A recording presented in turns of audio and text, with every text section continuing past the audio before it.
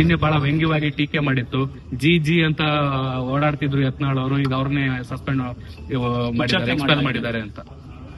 Out party ಆಂತರಿಕವಾದ ವಿಚಾರ, ಅವ್ರು ಏನ್ ಬೇಕಾದ್ರೂ ಮಾಡ್ಕೊಳ್ಳಿ, ನಾವ್ಯಾಕೆ ಅದಕ್ಕೆ ಭಯ ಆಗ್ಬೇಕು?